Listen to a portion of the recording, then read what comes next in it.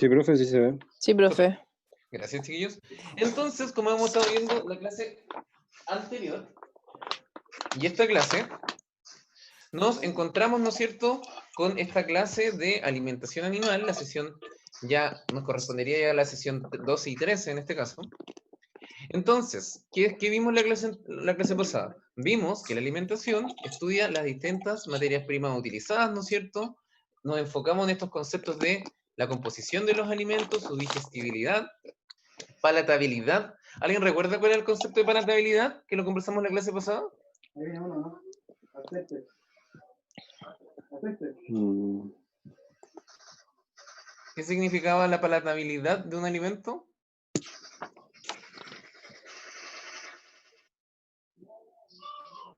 La cantidad de nutrientes, ¿no? No va por los nutrientes, No. va por un concepto más, otro concepto. Cuando dicen, oh, este alimento es palatable.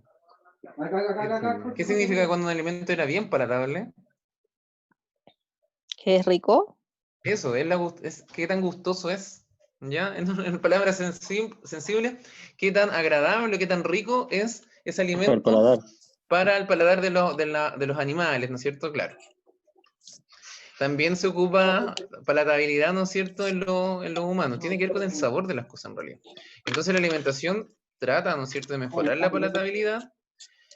También tiene que ver con la biodisponibilidad, las limitaciones en la formulación de raciones, toxicidad, con plantas tóxicas, algunas sustancias que hay que tener cuidado, e integración en la ración alimenticia. Cómo se realizan raciones alimenticias, ¿no es cierto?, tomando en cuenta y considerando todos estos parámetros. La alimentación busca el óptimo rendimiento biológico y económico, que eso lo habíamos explicado la semana pasada, y siempre había que, ¿no es cierto?, cubrir los requerimientos básicos, los requerimientos, ¿no es cierto?, metabólicos de las especies en cuestión. La composición química de los alimentos va variando, ¿no es cierto?, por varias cosas. La composición química, ¿por qué nos importa? Porque nos importa para saber exactamente qué nutriente tienen los alimentos y qué porcentaje de esos nutrientes tienen. ¿Se acuerdan un poquito el análisis químico? ¿Qué nutrientes veíamos nosotros? ¿Qué me entregaba el análisis químico?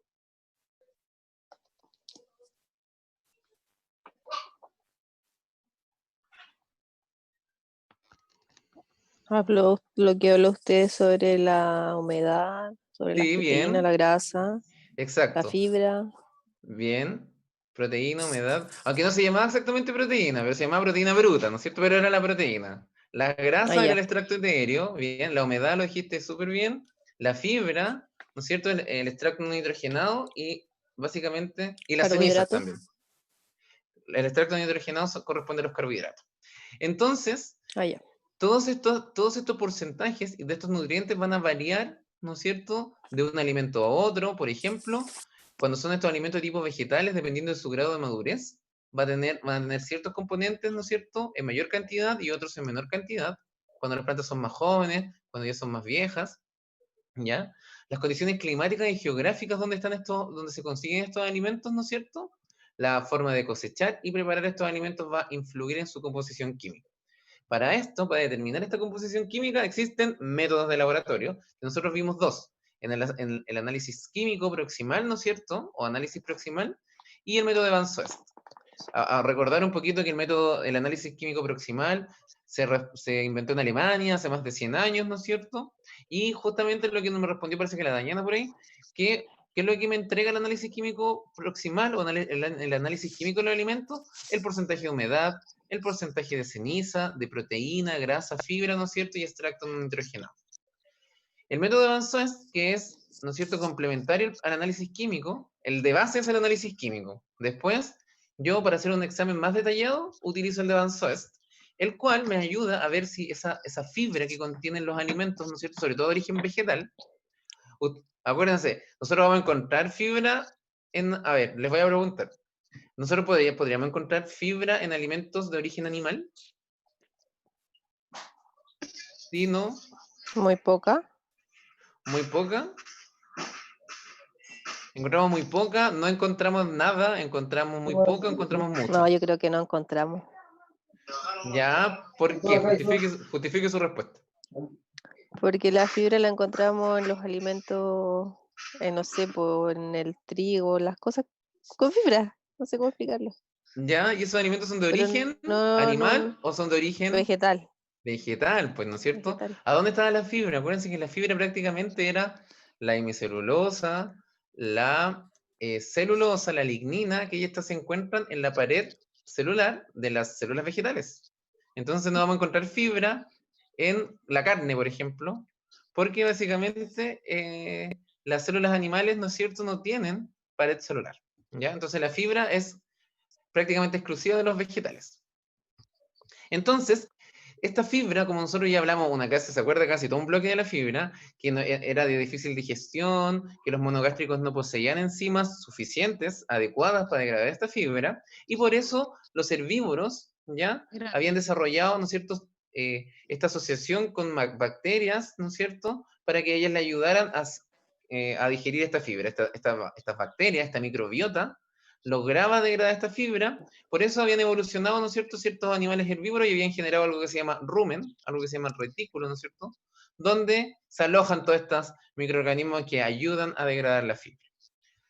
Como ya sabemos que esta fibra es súper difícil de digerir, necesitamos evaluar qué tan difícil es, ¿ya? Porque hay ciertos alimentos con contenido de fibra, ¿no es cierto?, que es un poco más fácil de asimilar.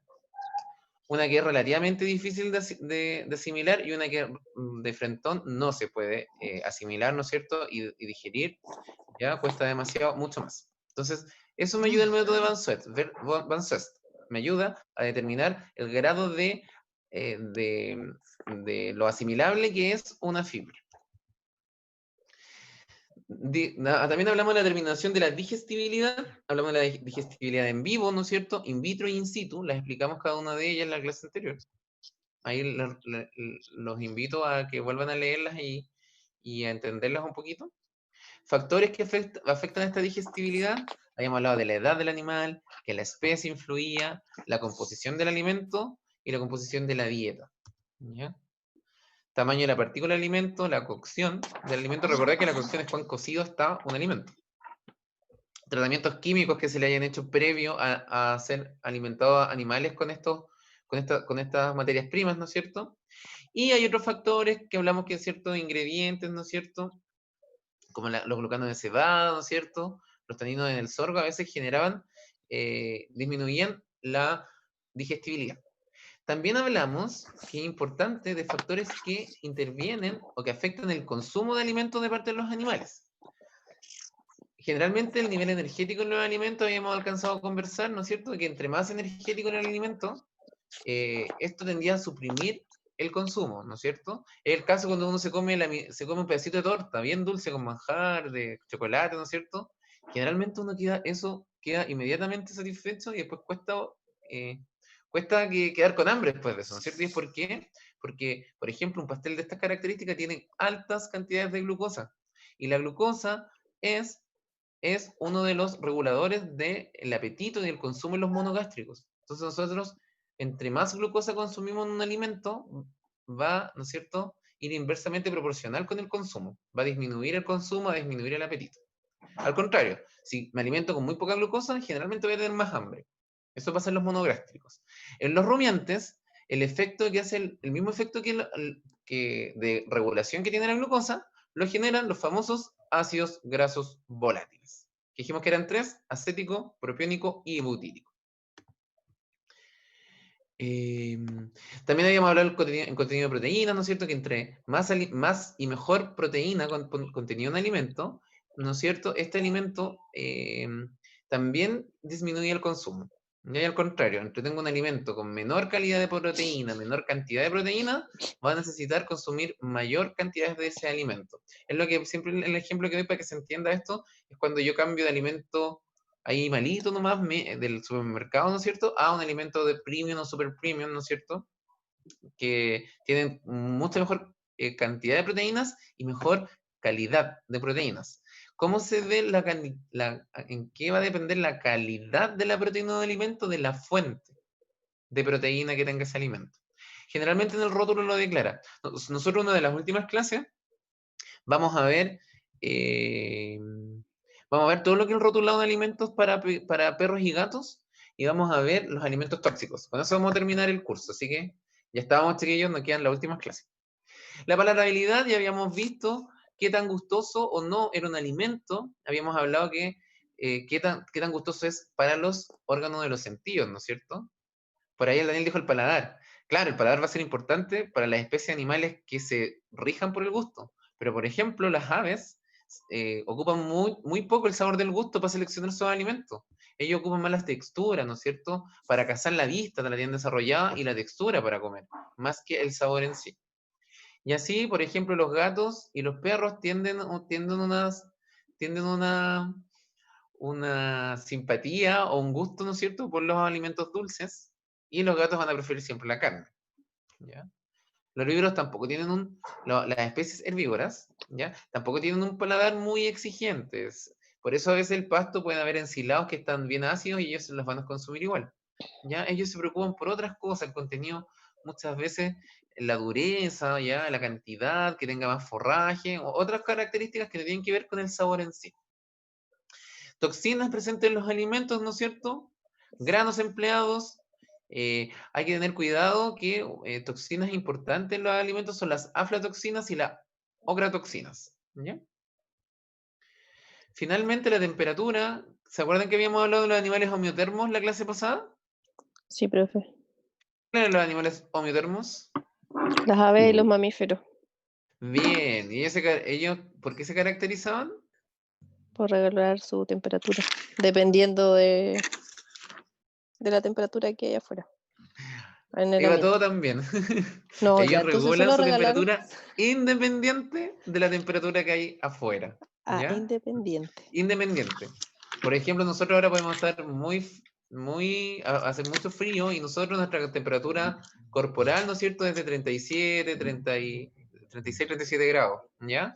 Y eso es porque nosotros somos homeotermos, nosotros tenemos mecanismos que nos ayudan a regular internamente a termorregular, ¿no es cierto?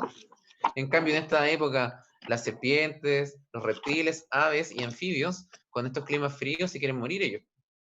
Ya están muy quietos, muy letárgicos. Y el consumo, ¿a qué voy? El consumo de todas las especies homeotermas, o sea, de la mayoría de los mamíferos y de las aves, generalmente el consumo, entre más calor hace, se va a deprimir el consumo, y al revés, entre más frío hace, va a aumentar el consumo. Por eso generalmente la gente, los seres humanos, tendemos a engordar en En el invierno. invierno. ¿Por qué? Porque necesitamos más calorías, necesitamos activar el metabolismo que nos genere calor. Entonces, ¿qué es lo que hace? Una adaptación, ¿no es cierto?, fisiológica. Se estimula el centro del apetito. Y ahí peligran los calzones rotos, los sopaipillos, ¿ya?, los postres, etc. Ya. El valor nutritivo de los alimentos, creo que hasta acá habíamos quedado. Habíamos alcanzado a definir un poquito. El valor nutritivo de los alimentos, ¿no es cierto? Tenemos la composición química, que ya habíamos hablado de digestibilidad, es importante, la palatabilidad y la eficiencia. Tenemos el análisis proximal, ¿no es cierto? Que tenemos la proteína bruta, el extracto etéreo, la fibra bruta y el extracto no nitrogenado. La proteína bruta era ¿qué porcentaje de nutrientes que contiene un alimento es? Las mismas proteínas, ¿no es cierto? El extracto La etéreo, proteína, la La grasa o grasa. lípido. la grasa o lípidos, bien. La fibra bruta, la fibra total, ¿no es cierto? Y el extracto no nitrogenado Los son los carbohidratos. Carbohidratos. carbohidratos. Muy bien. Y, ¿no es cierto?, para ver qué tan digerible o no es esa fibra, tenemos el análisis de Van Soest.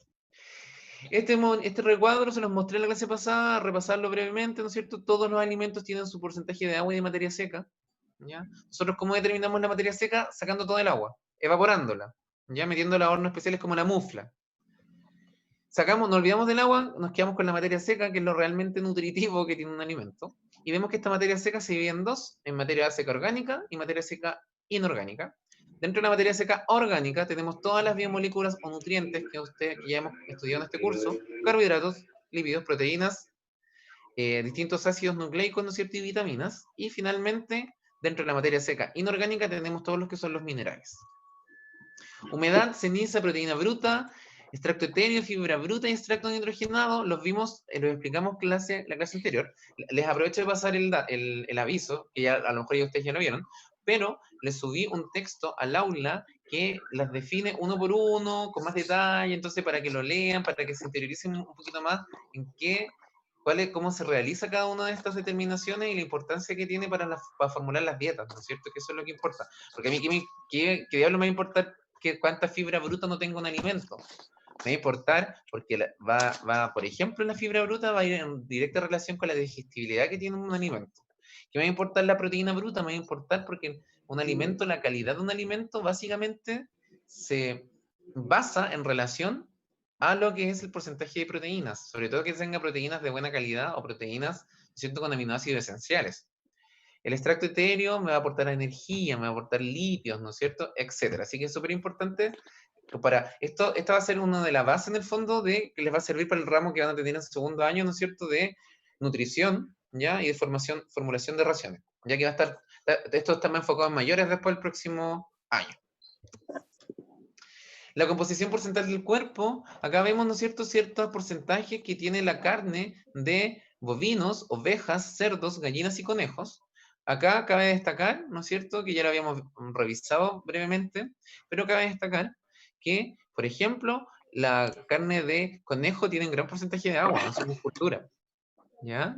Vemos cómo las carnes son, la gallina tiene bastante buenos niveles de proteína, ¿no es cierto?, porcentaje de proteína, al igual que el conejo. En relación a la grasa, acá destaca, ¿no es cierto?, las ovejas. La carne de oveja tiene bastante infiltración grasa, ¿ya? Y finalmente cenizas ya andan todos relativamente parejos hasta que el conejo también se dispara un poquito en el aporte, en la composición, ¿no es cierto?, y aporte de cenizas que entrega este producto, ¿no es cierto?, productos cárnicos derivados del conejo. El análisis de Van Soest, en otras palabras, habíamos hablado que es una fibra, ¿no es cierto?, nos ayuda a determinar cuál es el grado de digestibilidad que tiene una fibra de un alimento, ¿ya? Entonces, primero la muestra se hierve, ¿no es cierto?, con una sustancia que se llama detergente neutro, ¿ya? Y con esta primera exposición, ¿ya? Esta primera aumento de temperatura y la exposición a este detergente neutro, son disueltos, ¿no es cierto?, principalmente los carbohidratos que son más solubles, el almidón, ácidos orgánicos, la proteína y la pectina, principalmente las moléculas que son de fácil digestión. Después, con lo que quedó, ¿qué nos va a quedar? Solamente la hemicelulosa, la celulosa y la lignina. Después, cuando tenemos fibra de detergente, después se aplica otra fibra, ¿ya? Que es se hierve con detergente ácido. Una vez que se pasa por con esta segunda cocción, con este detergente ácido, lo que quede en la muestra, ¿no es cierto?, se va a transformar automáticamente en la fibra de detergente ácido. Acá, principalmente, ya se degrada todo lo que es la hemicelulosa. ¿Qué nos queda? Solamente la celulosa, ¿ya? Y la lignina en ciertos grados, ¿no es cierto? Entonces, estos se agregan una serie de otros ácidos, ¿ya? Ácido sulfúrico, ¿ya? Entre otros. Y justamente al aplicar otros ácidos ya quedan algunos queda celulosa, algunos residuos minerales, ¿no es cierto? Y acá ya se pierde la lignina. Finalmente, ¿con qué me voy a quedar? Me voy a quedar con las cenizas, ¿ya? Y básicamente después de que se vuelven a elevar a altas temperaturas, ¿no es cierto?, sobre los 500 grados, quedó solamente con, ¿no es cierto?, se pierde la última celulosa, que era la que era más resistente, ¿no es cierto?, y ya tenemos un porcentaje ya de fibra que es demasiado difícil de digerir. Cuando ya pasan todas estas pruebas, ya que es una fibra, ¿no es cierto?, entre más avanzan con el método de Van Soest, la fibra se va clasificando como de más difícil digestibilidad. Requerimientos para el mantenimiento, ¿no es cierto? Tenemos proteína y minerales. Esto es el porcentaje que necesitan de proteína y minerales estas especies para que su metabolismo funcione, para que estén vivas, en otras palabras. Si nos damos cuenta, analizamos esto, vemos que,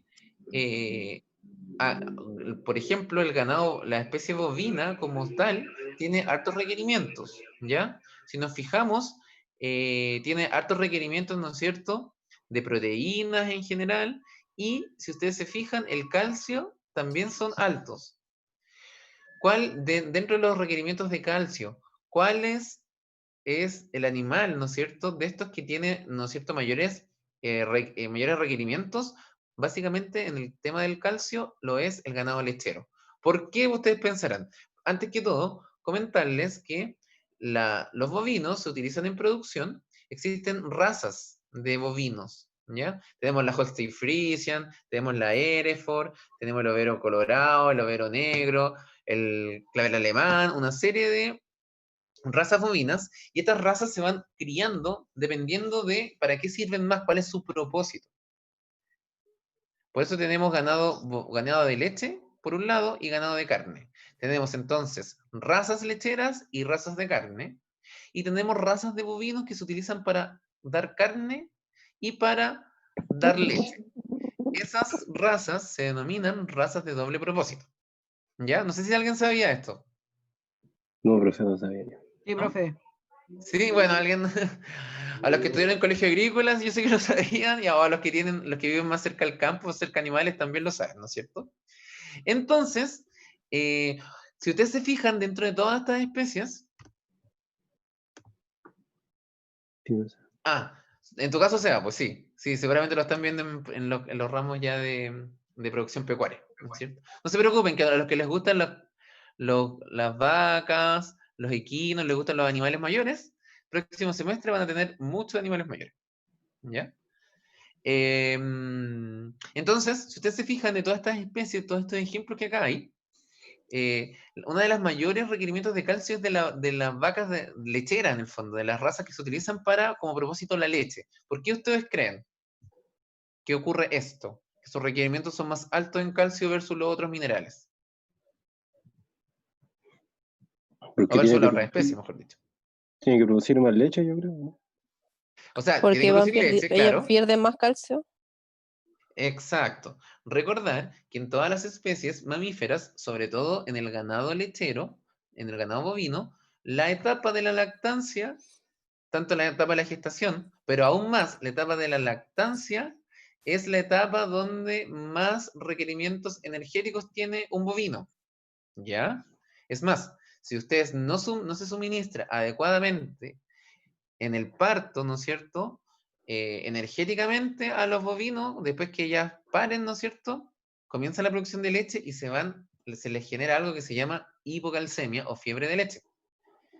Básicamente, se les va, ¿no es cierto?, el calcio al El piso. calcio. No tienen nada de calcio, no se pueden parar, se postran, ¿no es cierto?, y pueden morir, ¿ya? Porque se les genera una cetoacidosis, una acidosis metabólica, ¿no es cierto?, una serie de complicaciones.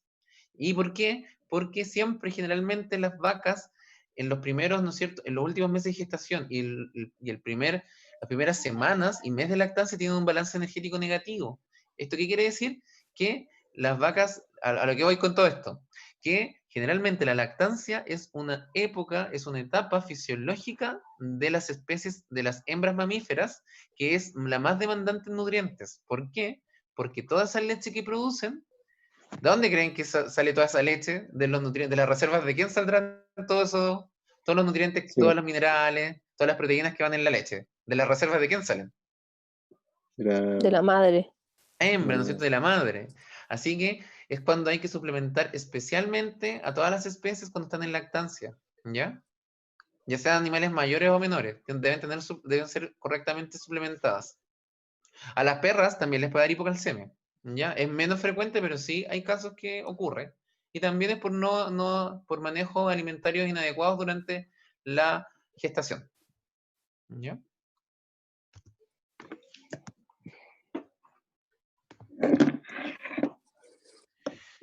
Requerimiento de minerales para el crecimiento, ¿no es cierto?, cantidad de kilos por materia seca. Recuerden que siempre hablamos del agua, ¿no es cierto?, de ciertos en proporción, cuánto hay que administrarle a un animal. Siempre se tiende a calcular, ¿no es cierto?, por kilo de materia seca. Entonces, acá vemos los minerales. También son requerimientos de mantención. Y vemos exactamente la misma situación. Vemos que el calcio, por ejemplo, en los bovinos, necesitan mucho más calcio los bovinos de leche, ¿ya?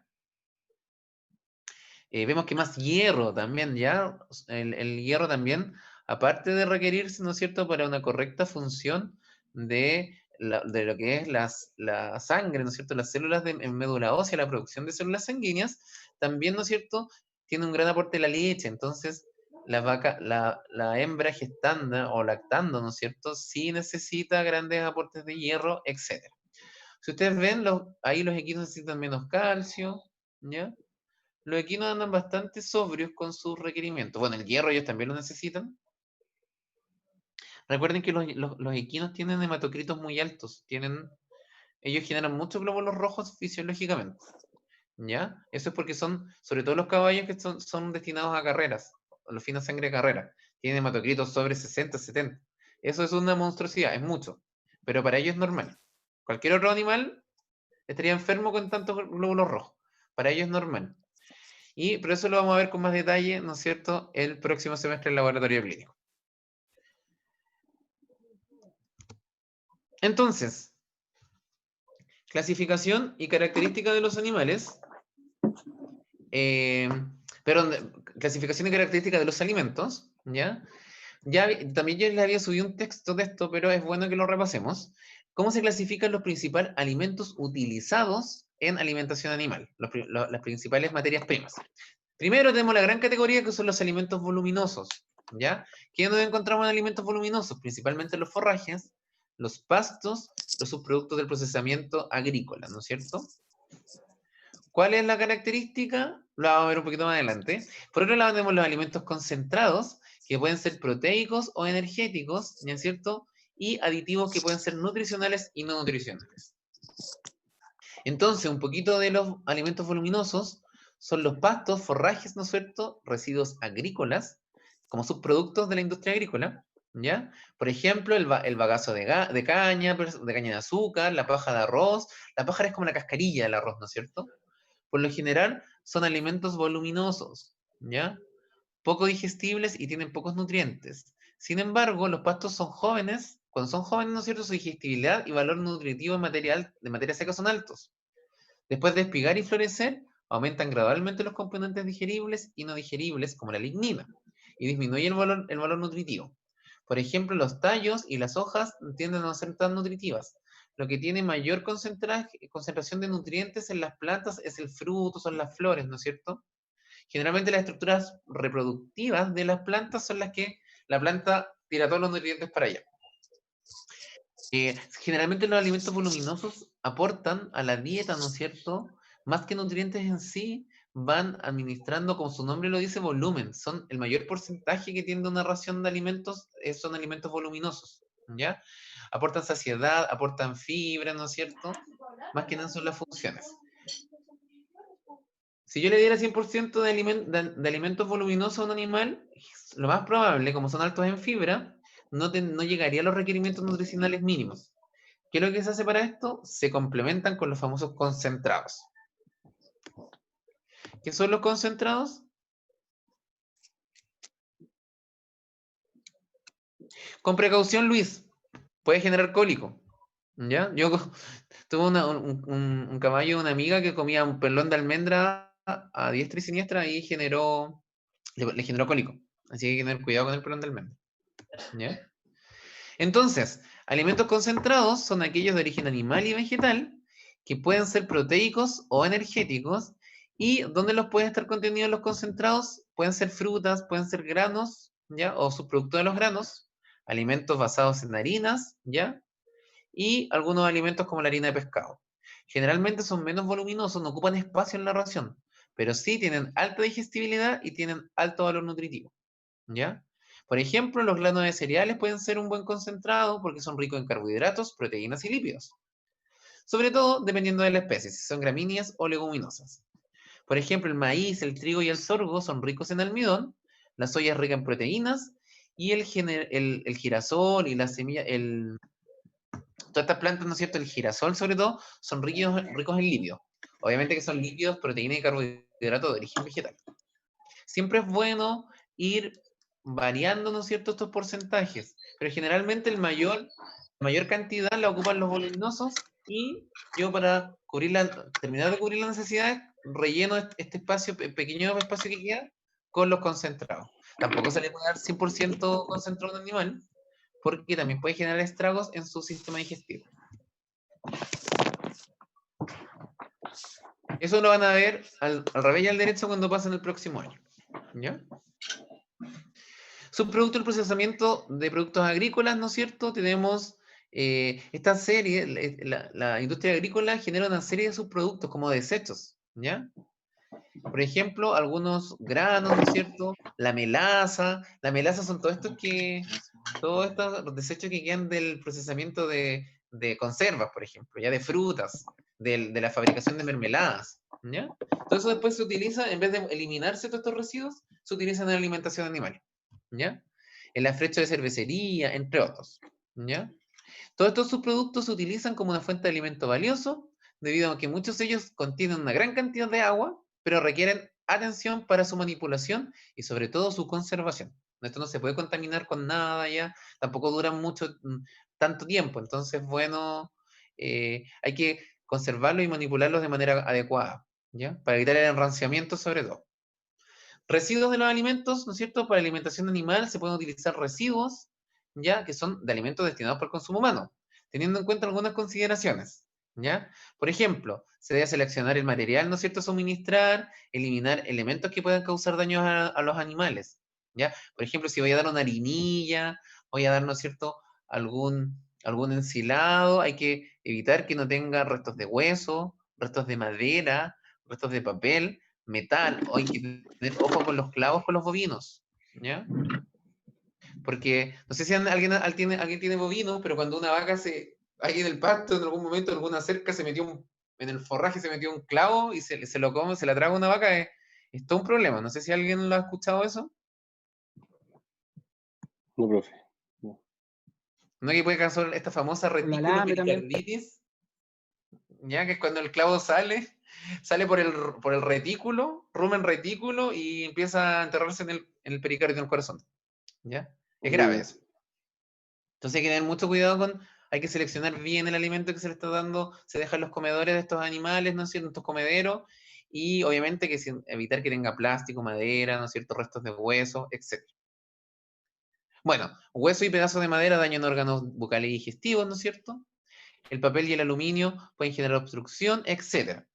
Así que siempre, con cualquiera de estas cosas, estos alimentos extraños, estos cuerpos extraños que se puedan ir mezclados en los alimentos, pueden generar la muerte de los animales, la muerte del ganado. Así que hay que tener mucho ojo. Aditivos para los alimentos de los animales, entonces, los aditivos, esto quiero que les quede claro, porque siempre me cuesta un poquito que lo aprendan. El aditivo es una premezcla para compensar deficiencias de minerales y vitaminas en los alimentos. ¿Qué quiere decir esto entonces?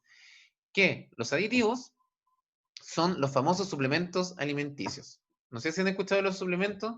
Así, esto es un suplemento nutricional. No sé, yo tengo problemas se me cae el cabello en las personas, ¿ya? O creo que mi niño está creciendo poco para la edad que tiene. Generalmente se recomiendan suplementos nutricionales. Cuando alguien quiere ir al gimnasio y quiere sacar músculo, ¿qué es lo que le recomiendan? Tomar ciertos suplementos nutricionales. ¿Para qué sirven estos suplementos nutricionales y estos aditivos? Sirven básicamente para ir cubriendo las deficiencias de la alimentación que tiene un animal o un individuo normalmente, ¿ya? Entonces yo en estos aditivos puedo incluir más vitaminas, puedo incluir más minerales, puedo incluir algún aminoácido que a mí me interese, ¿ya? Con el fin de cubrir estas deficiencias que pueda tener la alimentación en los animales. ¿Se entendió eso? A veces también en los aditivos se pueden incluir algún saborizante también, que esto puede mejorar la palatabilidad de un alimento. Entonces tiene todos estos usos. No sé si se entiende. Si se corta, chicos, nos conectamos inmediato. Queda poquito. Esta clase va a ser más cortita. ¿Se entiende lo que estoy hablando o hay alguna duda? Sí, profe. ¿Hay muchas dudas o se entendió? Se entiende. Se entiende, se entiende.